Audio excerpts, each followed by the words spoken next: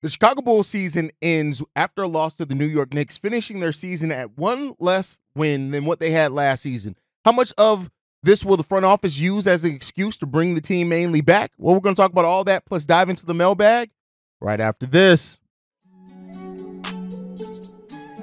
You are now tuned in to Chicago Bulls Central, your number one place for all Chicago Bulls news and content.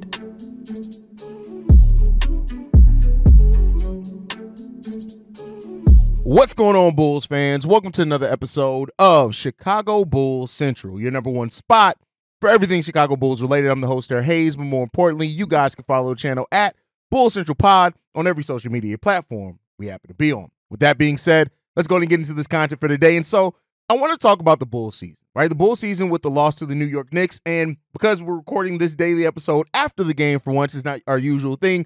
Usually record the daily before the game, but with the game being early, I figured let's go ahead and recap the season. And this is a season where there was a lot of good, but also a lot of bad for the Chicago Bulls. When you look at the growth of Kobe and Io specifically, was really the bright spots of the Chicago Bulls season. And those guys really kind of showing how they could possibly be a backcourt to build with. Not necessarily, I think they need to show a lot more and more consistently before we can say they're a backcourt you can build around, but showing that it's a one that you can build with. We always knew coming into the season that we needed to see growth and development from one or multiple of our young players, and we saw that with Io and Kobe White. Now, with that said, there are still some players that showed a little bit of growth, not necessarily as much yet. Julian Phillips really started showing some things when he was getting minutes before he went down with his injury, but I really think the Bulls got one in Julian Phillips. What level that's going to be that he performs at is something to remain to be seen. Dalen Terry has shown a lot more flashes this season than what he did his rookie year for sure. And, showing that he may be a player off the bench for the Chicago Bulls that can do some things for the team. So those are all really good, really positive things to look at going forward with the Chicago Bulls. And I love to see that from this team.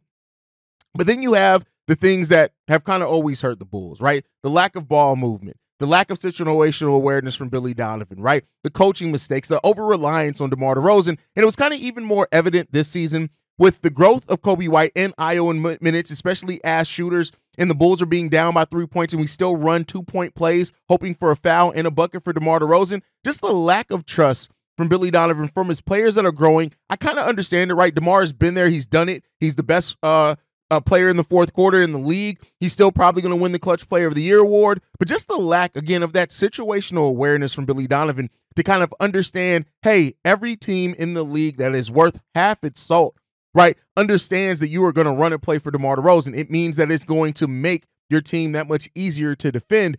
Those type of things still stick out from this Bulls team. And that's not to blame every single thing on Billy Donovan, because it's not all on Billy Donovan. But when you have players that have grown, that have stepped up, and yeah, Kobe White has still definitely had his inconsistencies, which we got a voicemail on where I'm going to get into that.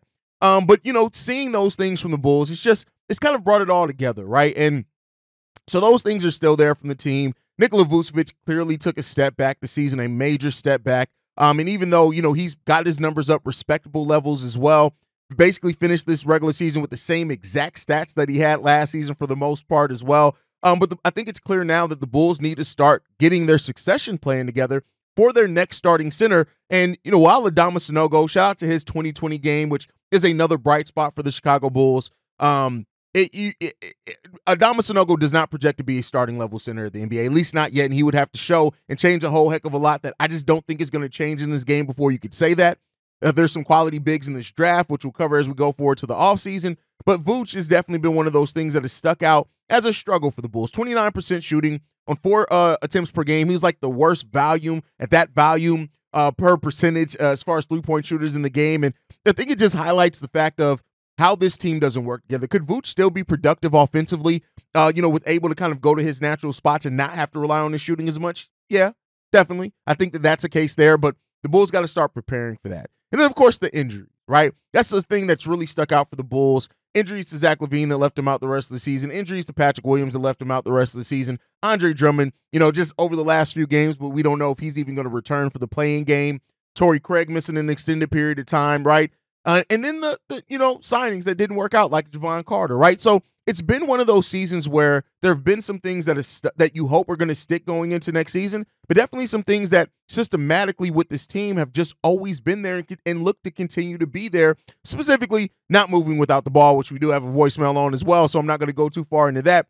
But this has been a season of frustrations, a season of up and down of all that for the Bulls, and it finishes it with them as the 9th seed. They have an opportunity to still make the playoffs through the play-in tournament, so take that for what you will. But this Bulls team definitely, as much frustrating things as positive, and that leads us to the next part, right? Billy Donovan, frustrating as a coach, right? But again, not the worst part of this team. But then you have to look at Acme, right? And Acme, again, the thing that I worry about coming out of this season, the fact that the Bulls finished with just one win less than what they did last season, considering the over $70 million of players that were out, how much of this is going to be the excuse that AK looks and uses to run this thing back yet again? And I saw the comment. We also got a comment from somebody saying, well, it's just emotional if you think this team has done nothing. Listen, there have been teams that have had injuries and have found a way to still build around it. And that comes, the thing with AK and Eversley isn't just that, the injuries are there. It's the fact that they haven't really counteracted those at all, really done moves to do that. So, that's something that you really got to look at with AK and Eversley is how much are they going to use the success, the growth of Kobe and Io, right, as an excuse to run this thing mainly back. And that leads to a lot of places where the Bulls fans are frustrated at, right?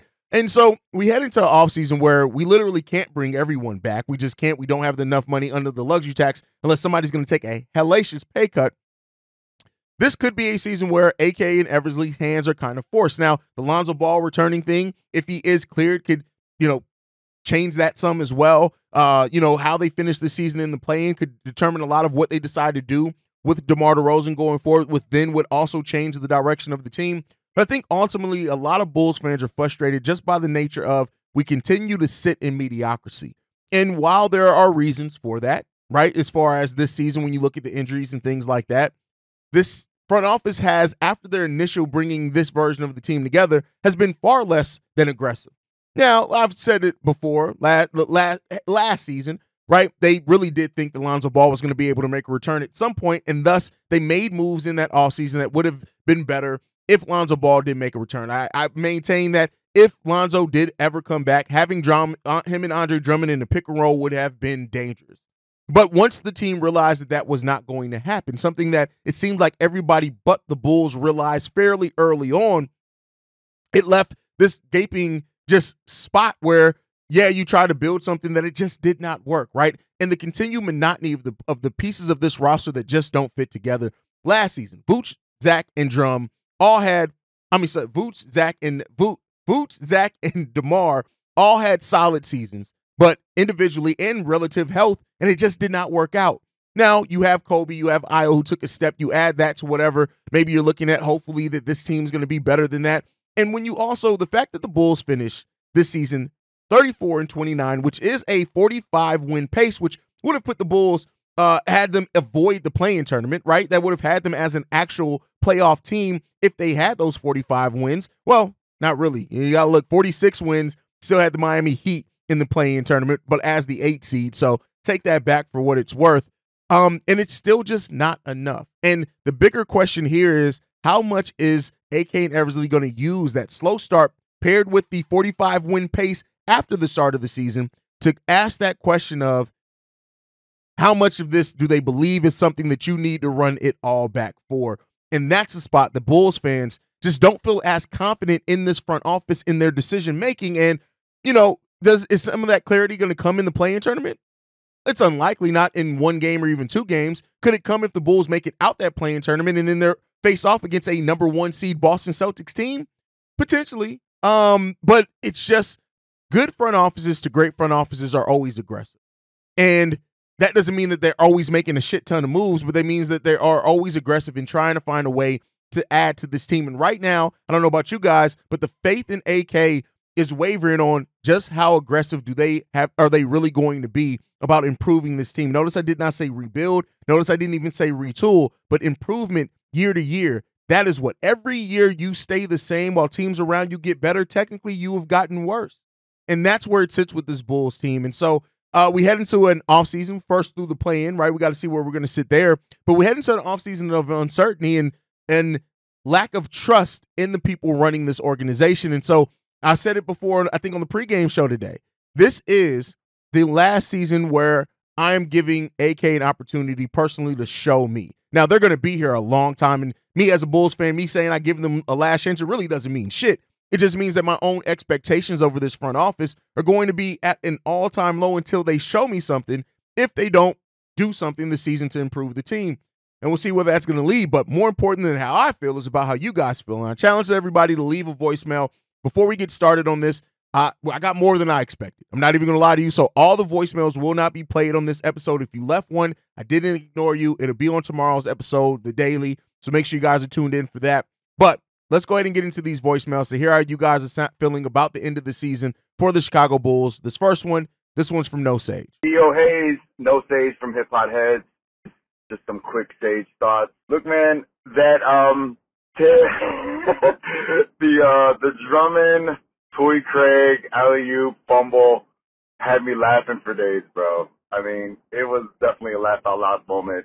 It stuck with me in an outrageous season. And what's kind of crazy about that is that I think obviously Torrey Craig was off camera, and then Andre Drummond hustled back, and he stayed on camera, and then somehow he got injured on the other side, which everybody knows. But it's just wild that a lot of players like DeMar would just be flopping off camera, and then I'm just not used to just seeing NBA players just fall off camera and then eventually fall back in line. But I digress. Look, bro, the win against the Wizards, what you think, man?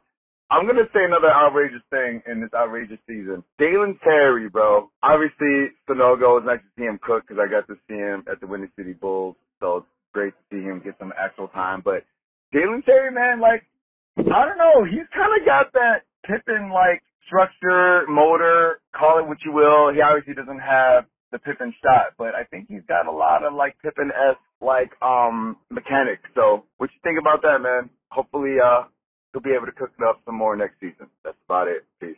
Dalen Terry rounding out as a player, yeah. And I think that's the importance of playing Dalen. Even in this game against the Knicks, like, we had a period where Dalen was aggressive on both sides of the ball. Now, the stat line doesn't always show that, and I think for people who don't necessarily or who got over watching Bulls games early on may have not seen it, but Dalen Terry has been way more aggressive here in the last 3, 4, 5 games in the season, maybe even more than that, and really starting to feel it. Like even in today's game, right? Again, I'm not saying star level, or anything like that. He had 6 pointer, 3 for 7 shooting, but he had 7 rebounds, 1 assist, 1 steal, 2 blocks, only 1 turnover, had a plus minus of +9. Now, while plus minus isn't everything, but it is showing how much more competent he is being on the floor in those 24 minutes, led the team in minutes off the bench.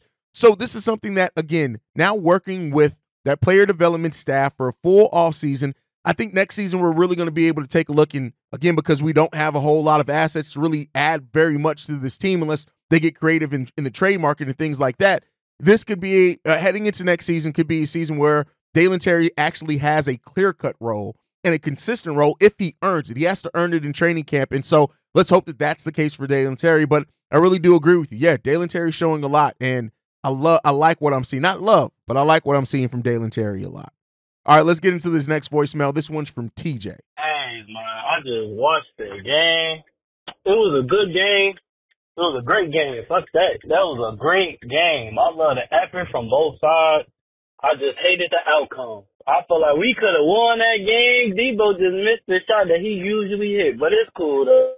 Because, shoot, you ain't finna make it every time, so it's whatever. They should have never been in that situation if they knew how to hold the lead. I get that they're a good team, but if they knew how to hold on to a lead, we wouldn't have been in this situation. But I want to ask, what's some positives and some negatives you've seen from this game that they can kind of take into the postseason play, whether it be the play-in or potentially if we do end up making it out the play-in tournament into the playoffs. And one last thing, I saw that we was getting killed on the boards, like whether it was offensive rebounds, defensive rebounds. It hurts my heart and soul that Billy didn't let Sanogo play. I understand that he's trying to get his playoff rotation or / play-in rotation going and shit, but come on, man. If you see that y'all getting killed on the offensive and defensive glass, please just let the big fella play. Let him play, man. let him play. He ain't got to play that long. I feel like he would have gave us a solid 5-10 minutes. Shit, but yeah, that's pretty much it. I want to thank you for everything you did for this season, for the Bulls content daily, if not close to daily as you can get. I appreciate it. I love the content. Again, I understand I'm a new subscriber and I'm a new fan and shit, but I'm loving what I'm seeing. I just want you to keep up the good work, and I hope you can. Not hope. Can't wait to see what you do during the off season and next season too. But yeah, bless. Have a nice. All right, positives to take away from the Knicks loss, heading into the play-in or playoffs, or the things that give me confidence. I'll say that the edge that the team played with, right? They played with edge today. The execution part failed a little bit, but this team did, and they did not back down. And a lot of times this season we saw when teams refused to go away, the Bulls backed down, and they didn't do that today. And I got to give them some monochrome of credit for that, and I hope to see that more from this team, right? Is to play with that edge, and play with that execution and trust each other, right? They were aggressive, and a lot of that was Javante, was Alex Caruso, and it really is special when those guys are on the court together. If Drum comes back or Ayo Dosunmu comes back and helps in the fast break because of his decision-making there, I think that's going to be important for the Bulls also in the play-in. So more than anything, defense is when it gets tough, rely on your defense. Let your defense set the tone. Let your defense get you easy buckets. Let your defense get you out in transition. Defense, defense, defense. And I think this game against the Knicks showed a whole heck of a lot of that edge. They didn't always, like I said, execute. And even in Caruso, sometimes getting cooked by Jalen Brunson, he didn't back down. It wasn't like he was playing bad defense. Brunson's just a beast. So keep that edge about you. Keep your head about you. Keep your wits. And then we'll see where this Bulls team ends up finishing in the postseason play. But great voicemail from TJ there. Let's get into this next one. This one's from Vaughn. What's up, Hayes? This is Vaughn. Just wanted to leave a voicemail for your last episode for the regular season. So looking at this Bulls season and like as a whole, been very, very up and down. I mean, there's been times where I was watching this team and I'm like, you know what, I'm about to just stop caring, not stop caring, but, stop investing so much energy into whether this team wins or loses, but then they'll come around, they'll get a win, and then I'm back invested again. Just very up and down, with my emotions and stuff with this team. Eventually, just saying, hey, fuck it, I'm gonna just, watch this team and whatever happens, happens. But it was fun seeing the development of Kobe and Ayo, and then even P. Will started to show flashes of life before he went down with injury. So that really was something that kept, the excitement alive in me, is just watching the young players, play and opportunities they got presented to themselves. Other than that, I know earlier I had said, maybe they can make the playoffs if they, bring the same fight they just brought against the Knicks in this last game, and you had said if it's even worth it. I'm not really sure if it's worth it, because one injury or anything could derail that, and then it all just seems pointless. I don't think AK needs any more reasons to run it back. He's going to do what he wants to do. But I think it will be fun to see the young guys develop, which P. Will and Julian Phillips could play. But it's going to be fun to see if Kobe and Ayo can, step up in games like this and get, at least some type of playoff game under their belt, technical playoff game under their belt. So I guess we'll see what happens. But yeah, very up and down season. But it was cool watching it, and it's always fun hearing you cover the team. So appreciate you too as well, Hayes. But all right, peace. That's all I had to say. I agree with you. AK doesn't need very much reason to run it back. I mean, the stories are there. The injuries are going to be there as an excuse. The fact that we only finished one win less than what we did last year are going to be there for excuse. So I agree with you. Like, if this team is going to push it to go as far as what they need to, Kobe and Ayo, if Ayo is cleared to play, getting that experience under their belt. And I know they played in the playoff series before, technically the first Ayo's rookie year when we played the Bucks. Right, and even played in postseason play last year where Kobe played well. Had you not taken Kobe and Drum out of that game against Miami Heat last season, maybe we would have won that game. But I think this is the first year where they are going into the offseason, if they're both healthy for Ayo Dosunmu, specifically with that last part, that they're going to be a big part of the game plan, right?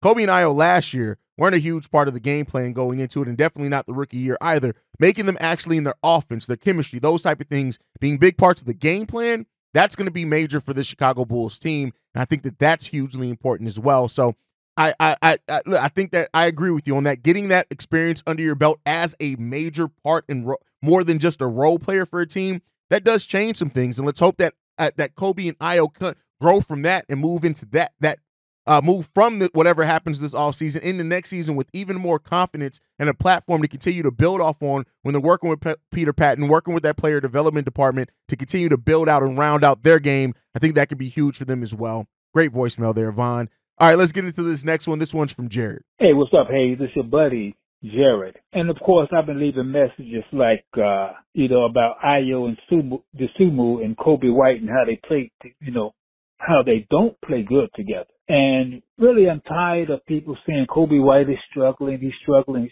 when it's clear if you take Ayo Sumu out the game, Kobe's not struggling anymore. He only struggles when Ayo Sumu is in the game with him because Ayo Sumu takes all the shots from him or either keeps the ball from him. And it's obvious. Even Patrick, the designer, said it looks like Kobe is out there as the fourth option or even forgot about when he's playing with the Sumu. But when the Sumu is out, he becomes the number one, number two option. And you can clearly see how good he plays. The floor game is better to me, means more to me than assist. Assist can be inflated. It means nothing. But your floor game, or how you're playing the game, means everything. And a good floor game always will have a high plus minus. You can have a negative plus minus and have 10 to 15 assists. So assist means nothing. Good floor game means everything. And you'll see Kobe White play that good floor game. But the truth is, Ayo and Kobe White don't play good together. I don't know how the Bulls can figure out what to do about that. But whenever Kobe White is struggling, he's in the game with Ayo Sumu. And those are just facts. And you can just look at it. And when he's in the game with Ayo Sumu, they change his position, which is ridiculous. His best position is playing lead guard. When he's in the game with Ayo Sumu, he's not playing lead guard. As a matter of fact, I don't know what he's playing. He's just out there. He's out there just moving about. Maybe somebody might pass him the ball. Maybe they won't pass him the ball. But, yeah, so that's my voice message. Again, this is Jared, and take it easy, Hayes.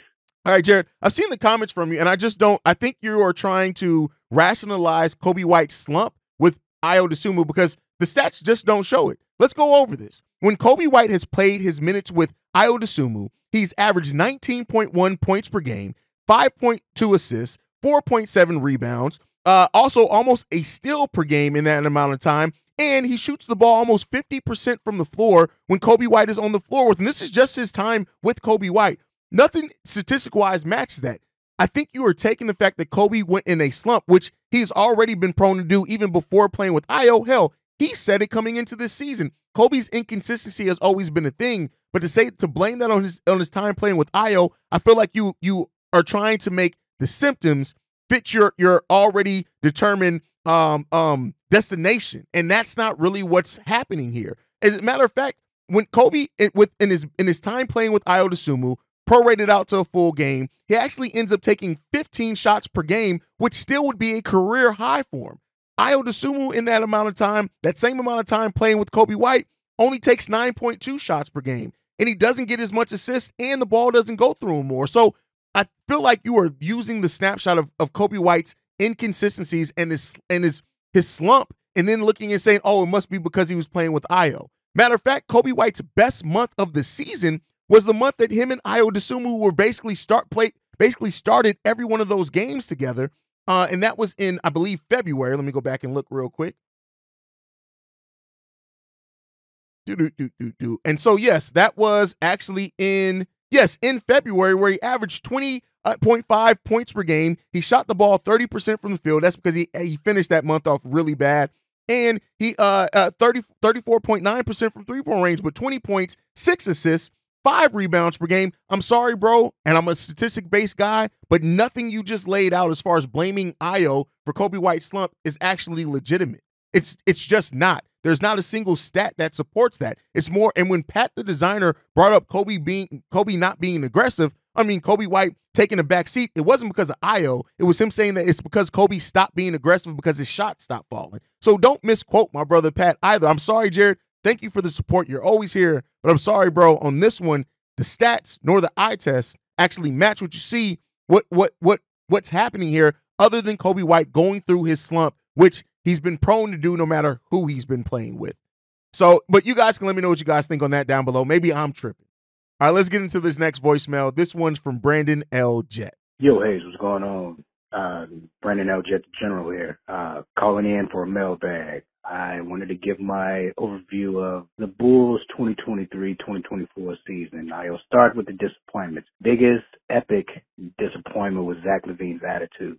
The way that he handled the whole benching thing that he's still butthurt about, totally unacceptable, and then having that leak out up in the media, totally uncalled for. That tragic signing of Javon Carter, the man is trash. Let's just call it what it is. He does not need to be donned wearing a Bulls uniform next season. That is my disappointment so far. Some concerning things was the rapid decline of Vooch. He was still serviceable, and he still is a decent big man offensively, but his defense has gone way beyond the wayside. He has aged faster than anyone could have imagined. And then also, Billy Donovan. After 3 years now, you have not figured out how to run a last-second play for your team, no matter who is on the court, whether Zach is there, DeMar is there, or anybody else. Now, the bad is out of the way. The good, the ascension of Kobe White. The man really turned into his own. And surprisingly, it happened when Zach LaVine got hurt. The man rose to pretty much all-star type level play. We just need him to be a little bit more consistent, and he should be fine. As well as Ayo Dosunmu, constant and consistent. He has improved his shot, which was incredible, and the shot of Alex Caruso. The incompletes that I have going forward real quick, Dale and Terry, I need to see more. I like what I saw right at the end of the season, but I need to see more. Julian Phillips got hurt, so I can't count him. And I need to see something from Adama Sanogo. DeMar is DeMar. We already know what we get from him. Hopefulness going forward. I hope that Drummond's able to come back, and I hope that DeMar is able to come back. He is still serviceable, but for the right price. And excited to see how Kobe goes forward up in the offseason, as well as who the Bulls draft. I will leave it right there. Let me know what you think. And last minute throw in, great signing to bring Javonte Green back. I hope that he's healthy next year and that he's donned a Bulls uniform. Yeah, I agree with basically everything that you said there. Billy Donovan not figuring out how to run an inbounds play in the clutch time in a game. It's evident, and that's not something that's just a critique. That's blind. Like, Billy Donovan doesn't draw up good inbounds plays. Now, for a while there as well, the Bulls couldn't inbound the ball, so I always look at that as well to be fair. But I think that Billy Donovan, the reliance on DeMar DeRozan has always been there, and it's something that is just becomes more and more evident every single time. And you want to pay off the growth of your young players. At least I would think so, with rewarding them with opportunities to either sink or swim. And so that's why a lot of people kind of look at hey, if DeMar goes, these guys get more opportunities. Doesn't necessarily mean they're going to be more productive in it, but that's something that people do look at. So, the negatives of the season have been what it is. And you even said Zach LaVine, kind of the way that the season went for him. I got to agree with you on that one too. Like I said in the open, there are a lot of things to be happy about. Well, to be optimistic about to end this season for the Chicago Bulls, but there are also a lot of things where you just look at it and say it's the same old things that we've been seeing for 3 years, and we got to find a way to fix it. We have to find a way to fix it, and we'll see. We'll see. All right, let's get into the last voicemail for today. This one's from Los. CEO, hey, what's up? This is Los, long time listener, first time caller. And I'm in social media. All I have is a phone number and email. So I'm still surprised I called in. But you said after the Bulls next post-game show, you wanted everyone to call in, so here it is. I'm from Chicago. I live in Louisiana. My 16-year-old nephew from New York was visiting the first and watching his first Bulls game last week. 90 seconds into the game, I kid you not, he said, "Why don't they move without the ball? Is that just today?" And I said, "No, it's every day, every game." And he thought I was kidding. But I break it down to him. They don't move without the ball. We all know that as Bulls fans. But he's saying that's basic. College teams move without the ball. High school teams move without the ball. So he would rather watch the NCAA Women's Final Four tournament. So that's what we did. And since we won't be getting a new coach anytime soon, maybe to help us move or win more games is what I'm trying to say. Win more games, at least 6 to 10 more games per season. We need a halftime speech motivator, fast coach. And I got the perfect person. Someone that's not afraid to say what needs to be said, not afraid of hurting feelings. Auntie Goon. Not that we win every game, but if we win 6 to 10 more games per season, that means the Bulls will qualify for the 5th, 6th seed, no play tournament necessary, a first round matchup in the playoffs guaranteed. One final thing, you were talking about health and weight. I'm trying to take care of my health as well. A lot of things run in the family, so I walk 3 miles every day. And when you post late in the day, and also Bobby and C Dub from Shy Bulls podcast, it throws off. I know you got life going on like the rest of us and other things to do besides podcasts, but that's what I listen to, my sports podcast, including this one, and then we don't post. Shy Bulls podcast don't post. Oh, I tell you, I got to rearrange quite a bit to walk in. It's not easy, but I do it because I have to. I want to be around for my family and for myself. I have to say thank you again for the daily content. Thank you for being the only true Chicago Bulls podcasting, posting content daily. It just makes things easy. Thank you again, brother, for everything. Peace. Bulls not moving without the ball is literally the most frustrating thing about this team to me. I complain about it, bitch about it, whine about it all the time. Like, it's simple basketball. I don't understand how a team is so comfortable standing around watching another player get to work. It's fundamental. I don't, for the life of me, understand why that's so ingrained and indoctrinated in this team. Like, it's tiring and it's frustrating and it needs to fucking stop. Move without the ball. Like, it shouldn't be that hard. It's not rocket science. This is simple basketball. And so I agree with everything that you said on that one. Like, the Bulls not moving without the ball is one of the things that make our offense so stagnant. I talked about it today on the post-game show. It's just simple. By not moving without the ball, you make everything worse. Even if the Bulls all of a sudden started taking more threes, not moving without the ball is just going to make it more difficult. If you move without the ball, you get more quality threes, or either quality look at the baskets, or you get drives, right? So the fact that the Bulls just don't move without the ball makes everything about their offense more difficult. Now, as far as Auntie Goon being the coach, man, listen. Auntie Goon is the most motivating person. She may get kicked out a couple of arenas and get some texts, but she'll definitely have people motivated, that's for sure. And as far as posting episodes late, here's the thing. Bull Central usually is always pretty early and less work. I do have a life and stuff like that, but you know, I agree with you. I always try to aim to get the episodes out as early as possible because I do want people to be able to start their day off if they want. Life sometimes gets the best of me, so as something holding myself accountable, I will definitely try to get better about that for everybody. So thank you for bringing that up to me because, listen, that's a valid thing, and I want people to be able to air their grievance. There's nothing wrong about you saying, hey, I want to start my day with listening to Bulls and Bears Central.